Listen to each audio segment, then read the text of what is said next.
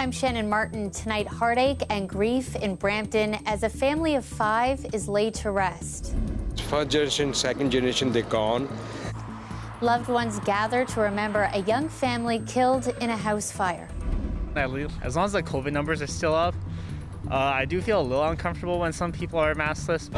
New modeling predicts a rise in COVID cases across the country over the next few weeks. What you need to know. Made storyboards, we made a script to make it a language component. We go inside a Toronto classroom getting creative and celebrating World Autism Awareness Day. This is CBC Saturday News.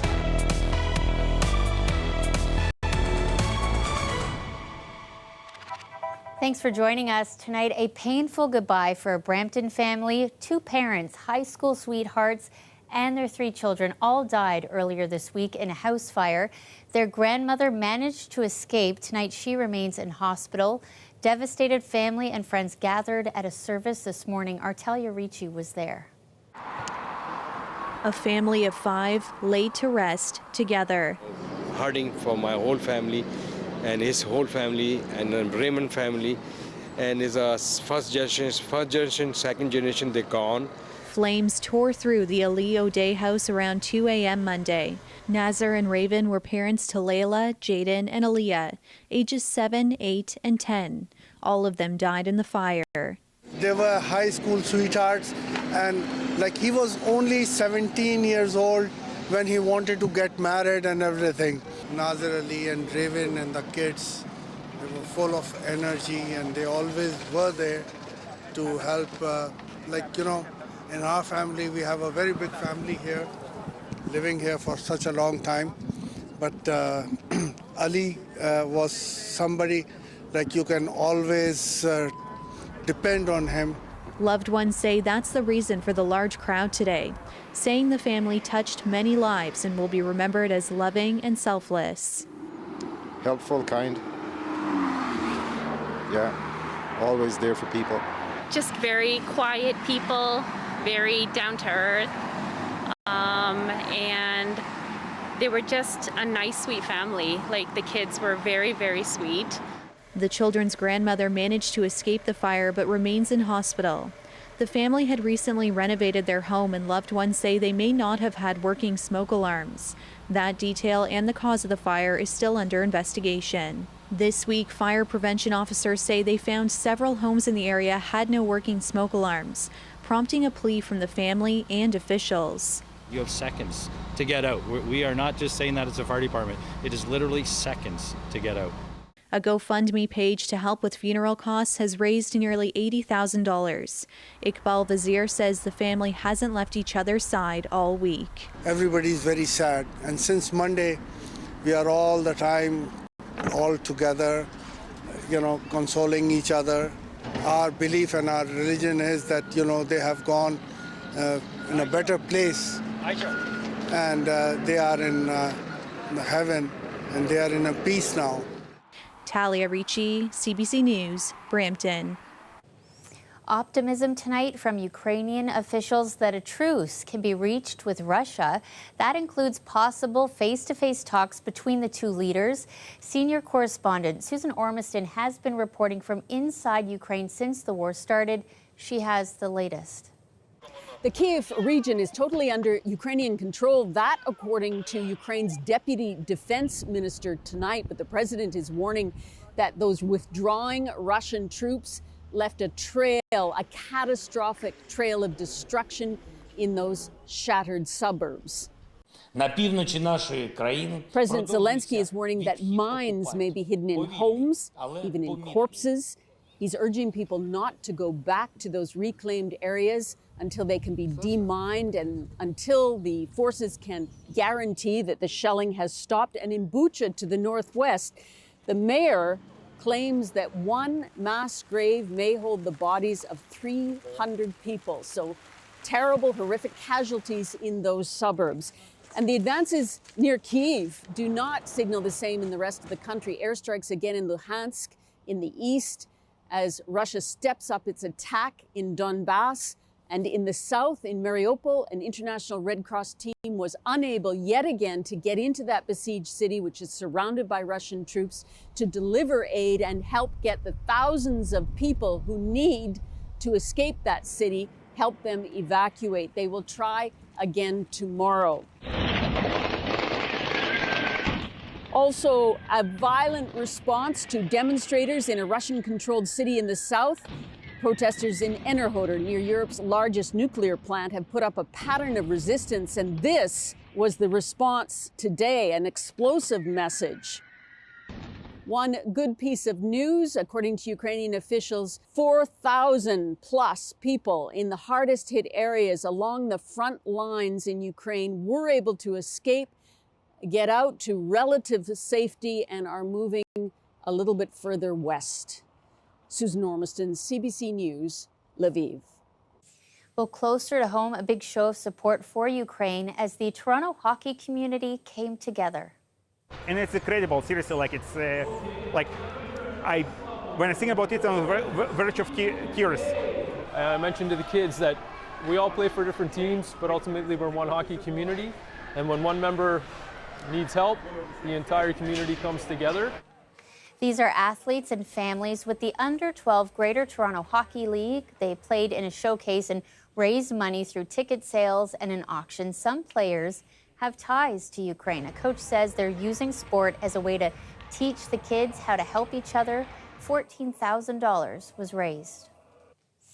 Well, in other news tonight, federal health officials say COVID will be a reality for the foreseeable future. Those comments come as we see an increase in cases across parts of the country after most restrictions and mask mandates were lifted. Lorenda Redekop has more. At this Toronto salon, they've decided to keep requiring masks, even though the province lifted its mandate almost 2 weeks ago. It's always a bit scary making a decision that kind of contradicts with the government guidelines. But he says it makes sense, especially for staff seeing 10 or more clients every day.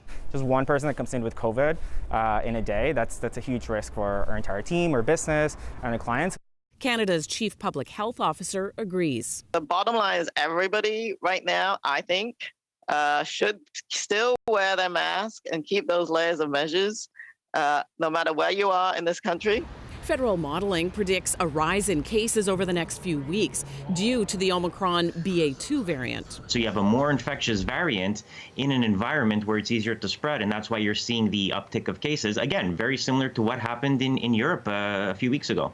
In Ontario, wastewater sampling suggests COVID cases are up and hospitalizations have been increasing, including among children.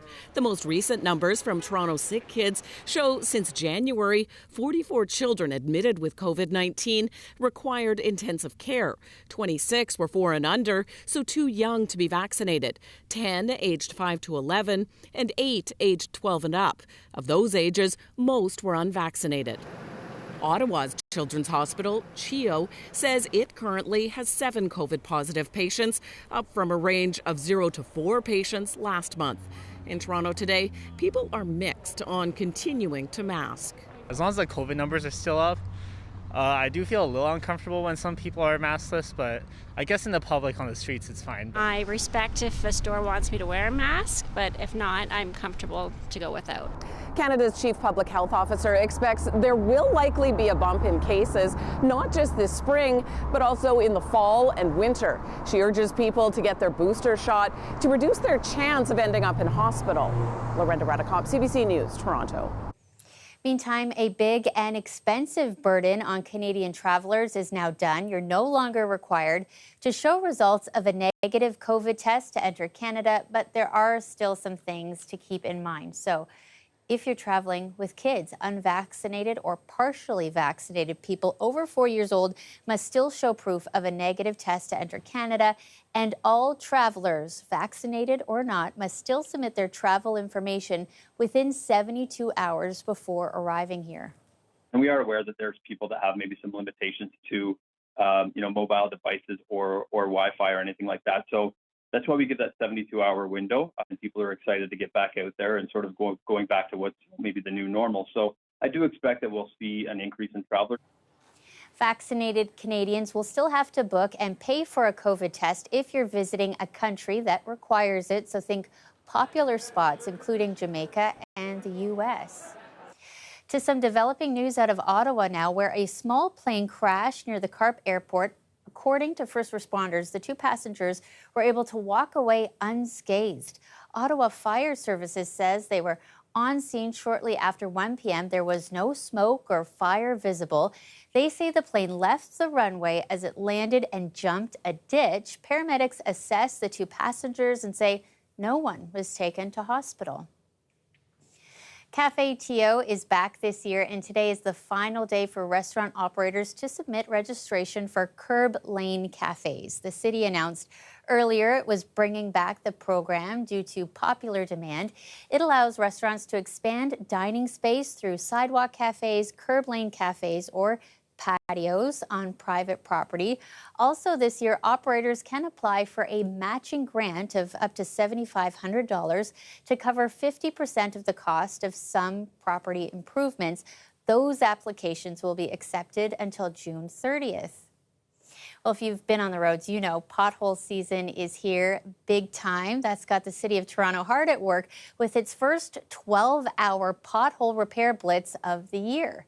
More than 100 people on 45 crews have been dispatched right across the city, hitting expressways, major roads, and neighborhood streets. The Toronto pothole budget this year, roughly $4.4 million. Crews are on the lookout, but if you see one and you want it fixed, you can contact 311.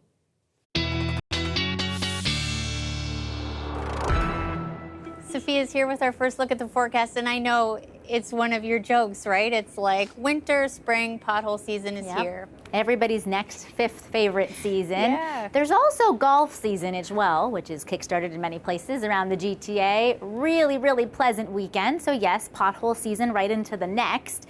And really nice, pleasant, high sun angle. Hope you really enjoyed your Saturday, folks, because here is the take-home message. The next few days will be chillier and gloomier, and the take-home message is there's not going to be a really big major system for this upcoming work week, so that's the bright side. Let's get you through the next couple days, though, before your long-range forecast in a few minutes.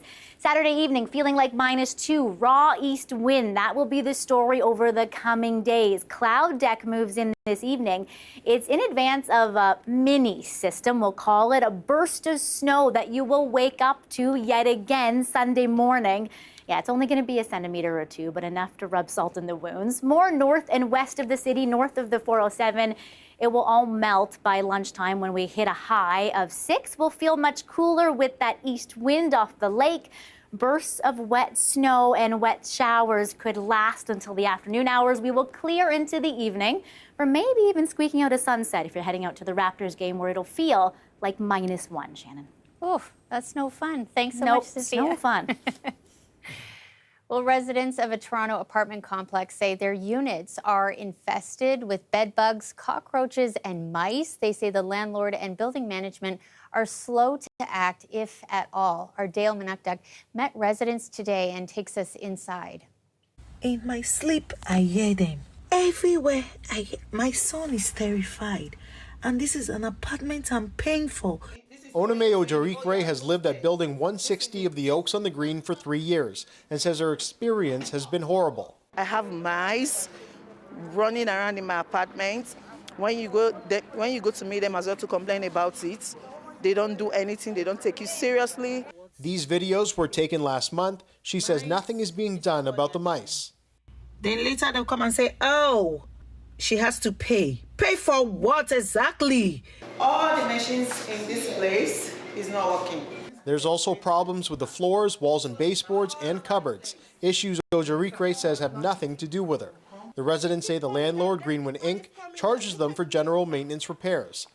Look at here. It's something that several residents in the complex experience. Ade Joke pays $1,500 a month for a one-bedroom apartment. I pay on time. I never owe them a dime. So I think I deserve a good apartment that worth my payment, because this is my suffering, this is my earning. I'm working so hard to live by myself. I'm a single mother. Never be defeated. Today, a group of about 20 marched to the management office with a list of demands. How can I say human rights? How can I say human rights? There are also allegations of management mocking residents and security calling residents by derogatory names. CBC reached out to Greenwind Inc. several times but did not hear back in time for this broadcast. Del Manukduk, CBC News. Welcome back. It is World Autism Awareness Day. One Toronto classroom got creative, all inspired by a student named Ryder and his love for sponges. You know, for him to turn this simple sponge into a little creature with a personality and things like that is just so like a perfect reflection of his humor and his kind of vision. When I first saw the sponge, I was like, I gotta give it eyes. So does it have a name? They're all named Derp. They're all Derp? They're all Derp. Yeah, Derp. All right, guys, so we're going to continue doing our Derp projects. Remember, when you're working on your animation, follow the script, the storyboard that you guys made. It was Ryder and our principal Sarah's idea to have a Derp day. And I thought, why not just go with it, turn it into part of our curriculum so the whole class can do it. We made storyboards, we made a script to make it a language component. We created our Derps to make it an art component. And then at the end, they all created their stop motions. We were in space, but we were low on fuel. It took a while, because we had to do one photo, two, and move little by little. It can look really good. It can look like it's actually moving. Any kid at this age in grade 4 to go up in front of your classmates and present something is tough. They're nervous, but Ryder stood up there, very confidently explained to the whole class what Derps are. He was helping other classmates create the Derps. So it just created such a great bond between different classmates, and it created such a great environment. So coming back to school has been, in some days, quite impossible for him. We couldn't come at all, or, really had to go baby steps, just getting to the front door. It really did make a difference in getting him up to the classroom, getting him participating, getting him included, and attending school. Students took to it right away. They really, really wanted to support their classmate Ryder, and Ryder was able to share his interests with his friends, and so it was a great opportunity for them to learn from him, and in turn, everybody in the school community learned as well. Because we know that all our learners and all of us are different, and we have all kinds of things to contribute to society. We have different ways of thinking, different ways of processing information and of being. But when we're all together and when we can learn from each other, we become so much more strong and happy and a wonderful community. So it's the idea of everybody has something to contribute, and we all learn from each other. Always very important to me that Ryder attends a mainstream classroom and is included and isn't put in a segregated environment, because that's how real inclusion happens, right? And the kids will grow up to become adults who will give Ryder opportunities, for employment and friendship when he's an adult, so he can be a contributing member of our community. Way to go, Ryder. Well, after 2 years of virtual events, the Canadian Cancer Society is back to in-person fundraising. And today, it unveiled a new interactive art installation at Union Station. We've partnered with Tip Tip and Nanoleaf to build this beautiful daffodil. And so we're asking Canadians to come and join us, visit us in Union Station and elsewhere where we're on the ground to support donations in this important campaign in a new and exciting way, with beautiful things like this. So that daffodil is made up of 310 LED panels, and it allows people to make donations, as you just heard, with just a tap. Money goes towards research as well as nationwide support for programs for cancer patients.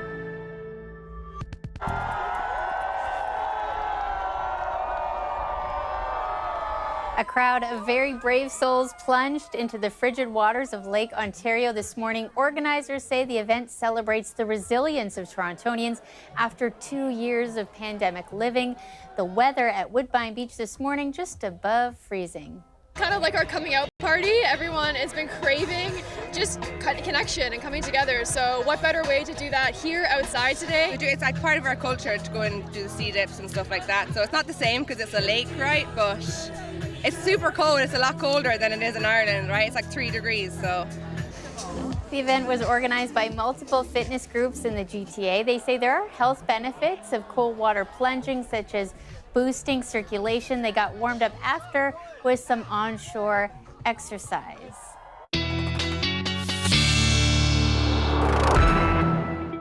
I applaud them all. Yes. Could I do it? No, but they can. You know what, I've read a lot and I followed a lot about hydrotherapy and the benefits of the cold water plunge, but you got to be brave when you're out there in front of a crowd of people. Yes, scantily on camera. clad. Yes, on camera. Another thing to add there to the trifecta. And she was bang on, 3 degrees. These numbers are in Celsius. They're the waterfront buoys. But so this is in Fahrenheit. In Celsius, about 2 to 4 degrees. Whatever it shakes out to, it is chilly. Lakes will warm substantially over the coming weeks. We add about a degree a week. By the end of April, we're at about the mid-teens for our seasonal highs. But until then, it is still quite cold. Cold enough for snow. We alluded to it earlier. You wake up to a burst of snow Sunday morning. Again, just a splattering of a centimeter or 2 around the ground. Melts by the afternoon with a high of 6. In the evening, you're looking at about 3, feeling like -1, and partial clearing if you are headed out, as we mentioned before, to that Raptors game tomorrow. Then take your attention to Monday evening. Little bit of rainfall, especially for any of you in the southwestern portion of the province. There's a system stateside, and we're just on the northern edge of that. So small soaking of rain in the southwest. It opens up the floodgates for kind of an east wind over the next coming days and a cloudy few days. So you will be cooler near any of the lake shores over the first half of this upcoming work week with a raw east wind. You'll have a few breaks of sun Monday, but then it's clear and cloudy Tuesday. Wednesday, the next chance of rain will come into the evening and into the overnight. It whets the appetite for a weekend that could be quite wet. Shannon, kind of all around the province. What's that other old adage that I like using? April showers brings the Mayflowers. That's so we the have to go through a focus. bit of rain. Okay, snow, rain, we got it. Thank you. Everything. So maybe if you weren't taking a polar dip, this is more your speed. A treasure hunt had people searching across Toronto today in a challenge to find a chocolate egg filled with $1,000 cash. Happy hunting. May the cookies be ever in your flavor. Okay, the Grand Order of Divine Sweets organized the hunt. That's a Toronto bakery, taking treasure seekers to Casa Loma, the Rom and Nathan Phillips Square. The winners brought the winning scroll in late this afternoon and hammered into their cash winnings. Congratulations. That's our show for tonight. Thanks so much for watching. We'll see you next time.